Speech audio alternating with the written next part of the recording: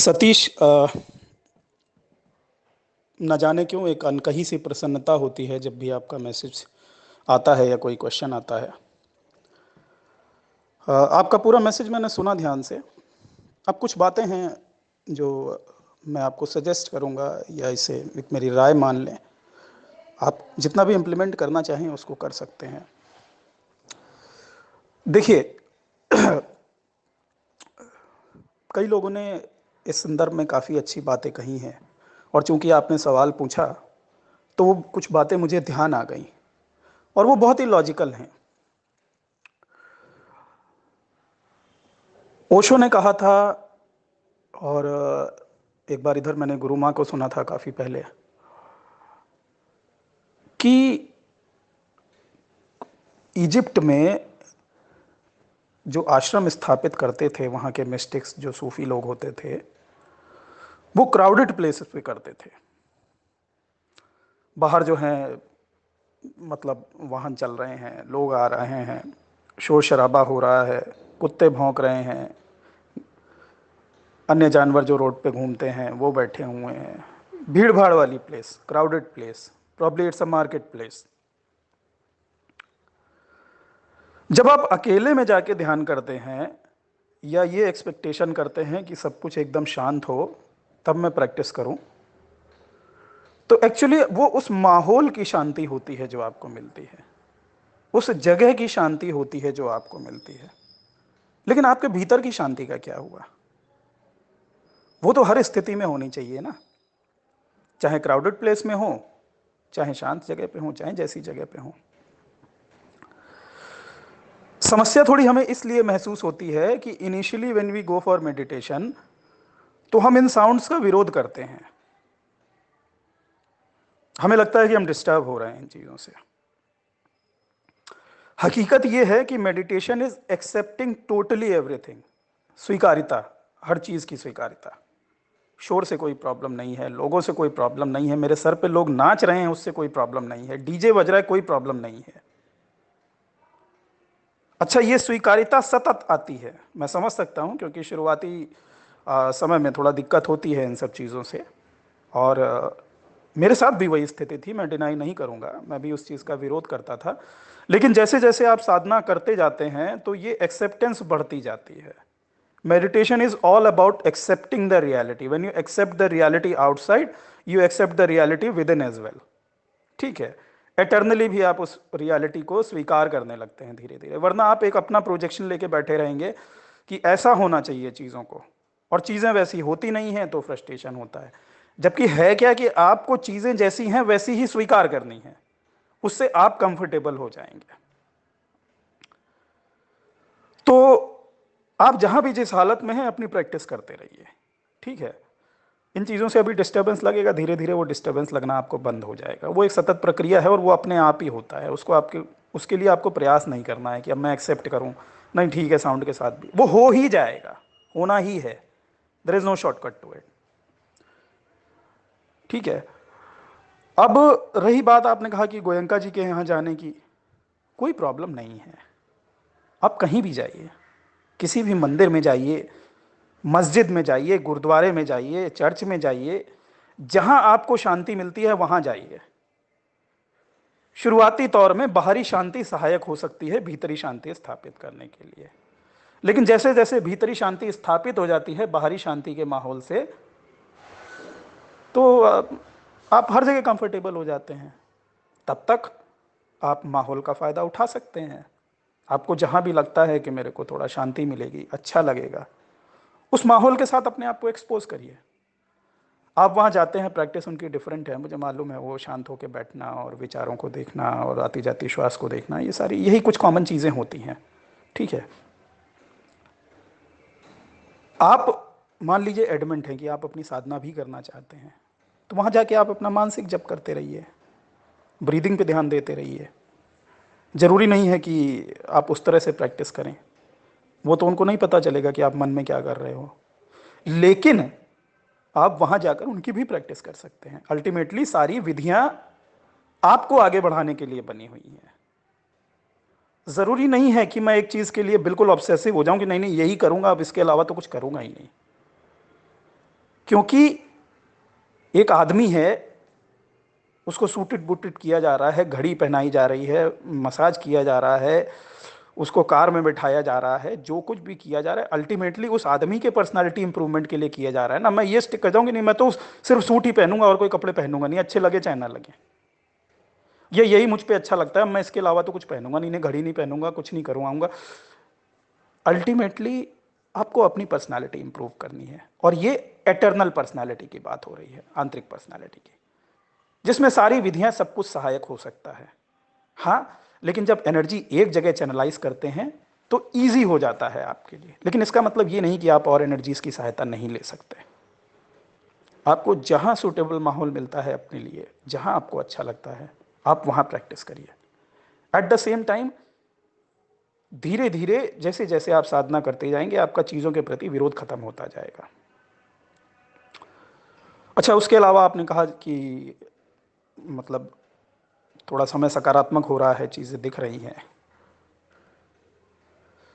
आप कई बार ये नोटिस करेंगे कि हमारा डर जो है, माहौल को देख लिया आसपास, कोरोना चल रहा है, ग्रेट डिप्रेशन आ रहा है, और जो है लोगों के पास पैसा नहीं है, नौकरियां नहीं हैं। अब आपने वो डर जो है अनकॉन्शियसली वो दिमाग में बैठ जाता है जैसे ही प्रैक्टिकल माइंड बीच में आता है, और आप अपने लिए भी नेगेटिव फीडबैक देना शुरू कर देते हैं जाने अनजाने। आप उन्हीं परिस्थितियों में अपने आप को रख के देखने लग जाते हैं और अल्टीमेटली वही मैनिफेस्ट होने लगती हैं।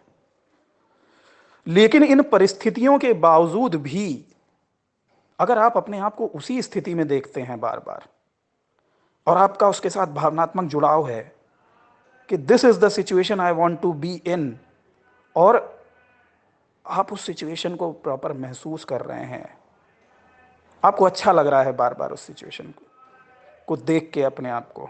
एक आदमी जो रिक्शा चलाता हो और वो बार बार अपने आप को सूट में इमेजिन करता है, गाड़ियों में इमेजिन करता है, और उसको उसको खुशी मिल रही है बार बार वो चीज़ इमेजिन करके, तो मान के चलिए कि वो चीज़ होनी ही होनी है।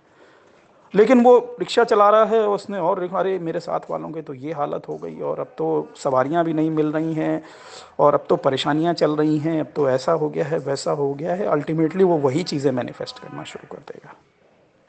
समय सकारात्मक होना ही होना है, बशर्ते आप उस सकारात्मक समय का ही चिंतन करें। परिस्थितियां चाहे जो भी हों, टेम्परेरी परिस्थितियां चाहे जो भी आ जाएं, लेकिन आप उन सकारात्मक परिस्थितियों में ही अपने आप को पुश करते हैं बार बार, और वहीं पे देखते हैं और उसको इंजॉय करते हैं। मंत्र करते जा रहे हैं, एनर्जी एक जगह चैनलाइज्ड है, वो उन चीज़ों को मैनिफेस्ट करने लग जाएगी। एक साधक ने बीच में पूछा था, और वो बात मैं आपसे भी कह रहा हूं, कि जैसा आपके मन में विचार प्रेवलेंट होगा, जो पोटेंट होगा, और आपकी साधना चलती जा रही है उसी दिशा में चैनलाइज्ड है, वही चीज़ मैनिफेस्ट होने लग जाएगी। आपको बार बार प्रार्थना करने की ज़रूरत नहीं है उसके लिए। आप अगर अपने आप को एक स्थापित एक्टर के रूप में देखते हैं तो लगातार उसी जगह पे टिके रहिए, वहां से नीचे मत गिरिए कि मुझे काम नहीं मिलेगा तो क्या होगा।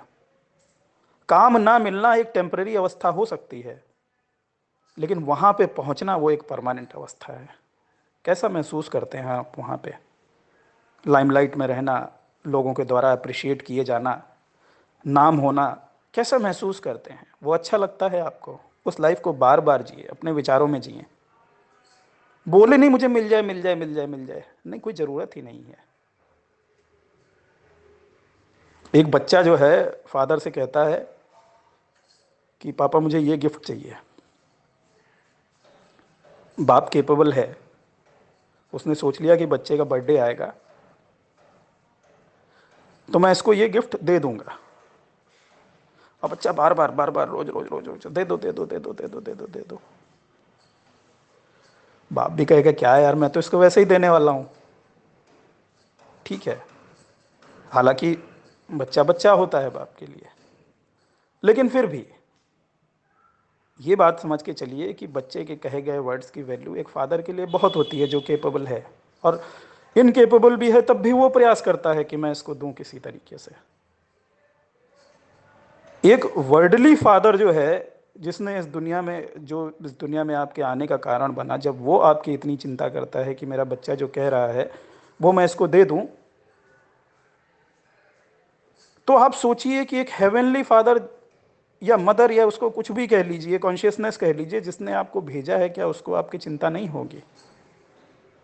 लेकिन बच्चा बैठ के रोता ही रहे, सुबह शाम आंसू बहा रहा है, रो रहा है, मुझे मिल नहीं रहा है, मेरे आसपास वालों के पास तो है। अरे बस उस समय का इंतजार कर लो जब वो मिलना है। और सोचो वो बच्चा बार बार जाके बाप को थैंक यू बोले, मुझे मालूम है आप मुझे देने वाले हो, थैंक यू सो मच। और वो दिल से बोल रहा है कि मेरी कार आने वाली है, मेरा खिलौना आने वाला है। Father will be more than willing to give and more than what you say. शायद वो एक खिलौने के बारे में सोच रहा हो, वो 10 खिलौने देने की कोशिश करेगा अगर बेटा बार बार उसको थैंक यू बोलेगा जाके। अब बेटा परेशान है कि नहीं नहीं नहीं, मुझे तो कुछ मिल ही नहीं रहा है, पापा कुछ करते नहीं हैं मेरे लिए, कर सकते हैं फिर भी नहीं करते, क्यों नहीं हो रहा? तो फिर तो वो एक खिलौने तक की बात सिमट के रह जाती है कई बार। इसलिए जब आप इस मार्ग पे चल रहे हो, इस मार्ग का मतलब जरूरी नहीं है कि वो जाप का मार्ग है, तंत्र योग का मार्ग है, ये मार्ग है, वो मार्ग है। Ultimately you are moving towards manifestation. आप ये चाह रहे हैं कि जो आपकी इच्छा है वो पूरी हो जाए। उसमें आपके कुछ खिलौने हो सकते हैं जो आपको वक्त से नहीं मिले। वो प्रेम हो सकता है, वो कार हो सकती है, वो घर हो सकता है, वो आपके कुछ खिलौने हो सकते हैं। लेकिन अगर आप उसी अवस्था में जी रहे हैं तो वो खिलौने आपको मिलने ही मिलने हैं। खिलौना ना मिलने के बाद भी उस खिलौने से आप मन में रोज खेल रहे हैं तो वो खिलौना आपको मिलना ही मिलना है। कोई रोक ही नहीं सकता, ये कुदरत का नियम है। इसीलिए साधना मार्ग पे चलना तलवार की धार जैसा है, क्योंकि initially actually you move towards manifestation. बाद में जब एक स्थिति प्राप्त हो जाती है तो मैनिफेस्टेशन जैसी भी आपकी कोई नीड नहीं रह जाती, क्योंकि जो आपके दिमाग में चल रहा होता है वो फुलफिल हो जाता है। तो आपको ज़रूरत ही नहीं रहती कि मैं ये मांगूँ मैं वो मांगूँ। आपके दिल से बस एक ही बात निकलती है कि शुक्रिया मालिक, धन्यवाद मालिक। ठीक है। और जहां आपने नेगेटिव मैनिफेस्टेशन को पकड़ा, नेगेटिव चीज़ों को पकड़ा, साथ साथ में दुनिया को देखते हुए, लोगों को देखते हुए, तो वही नकारात्मक चीज़ें मैनिफेस्ट होने लग जाती हैं। आप ही इंटीग्रेट कर रहे हैं। मैं आपको बताऊं, कई बार ऐसा हुआ मेरे साथ में कि मैं अपने बच्चों को हंसता खेलता खुश देख रहा हूं और मन में आ गया कि बच्चे की, ऐसा तो नहीं बच्चे की तबीयत खराब हो जाए, और देखा अगले दिन जो है उसकी तबीयत खराब हो रखी है। We are the one who integrate the situations and we are the one who can integrate the solution. आपको तय करना है कि आपको क्या करना है। अच्छाई का चुनाव करना है, सकारात्मकता का चुनाव करना है, मैनिफेस्टेशन का चुनाव करना है, या फिर बाहरी परिस्थितियों को देखते हुए नेगेटिव मैनिफेस्टेशन करने हैं जो कि आपके खिलाफ चाहते हैं।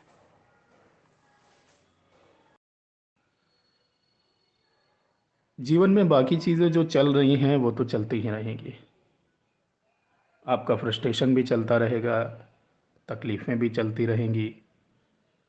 वो शारीरिक तकलीफ़ें भी हो सकती हैं, मानसिक तकलीफ़ें भी जुड़ी हो सकती हैं, खुद की तकलीफ़ें हो सकती हैं, आपसे जुड़े हुए जो लोग हैं उनकी तकलीफ़ें हो सकती हैं, या आप थोड़ा ज़्यादा बृहद एसोसिएट करते हैं, रिलेट करते हैं, तो वो वर्ल्डली लेवल की चीज़ें भी हो सकती हैं जो आपको परेशान करती हैं।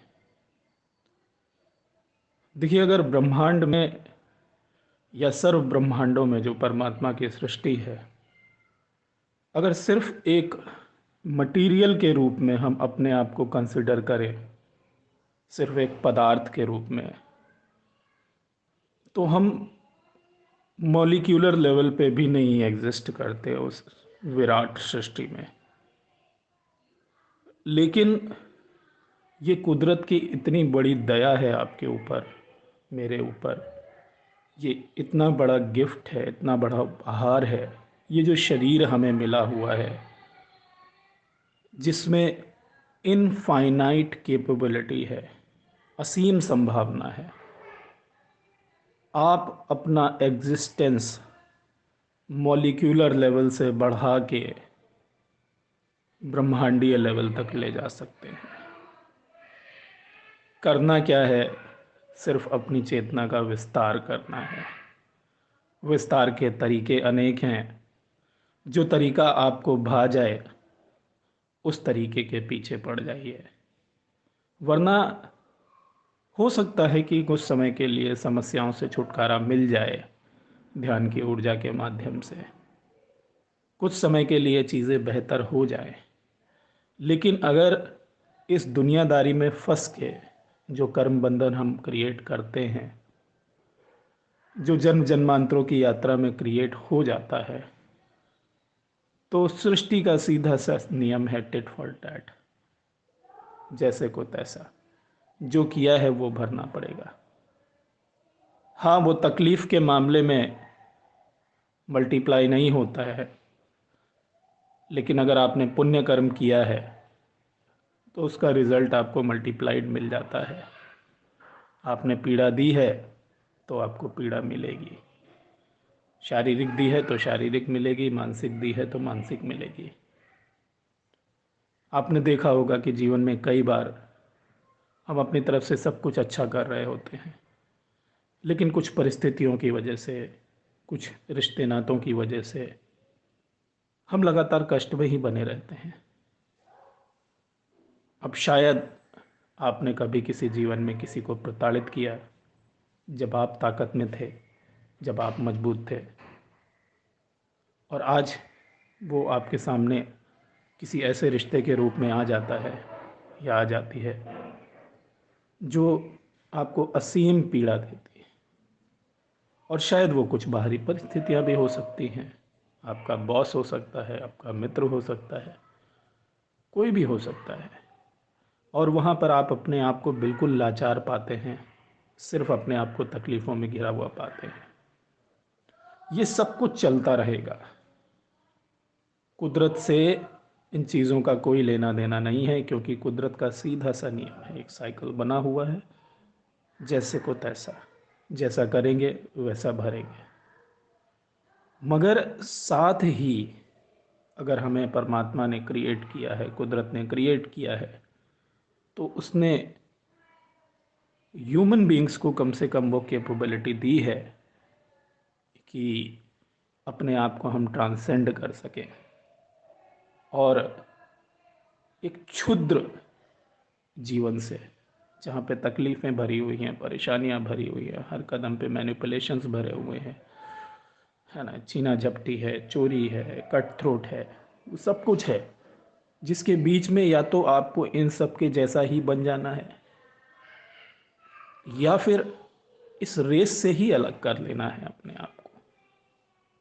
हो सकता है कि आप इस इन जैसों के बन सकें, आप झूठ बोलने में बहुत माहिर हो जाएं, बहुत चालाक हों, आप लोगों को मैनिपुलेट कर सकें, या अगर आपको कोई मैनिपुलेट कर रहा है तो आप उसको इमिडिएटली पकड़ सकें, आपको कोई धोखा ना दे पाए।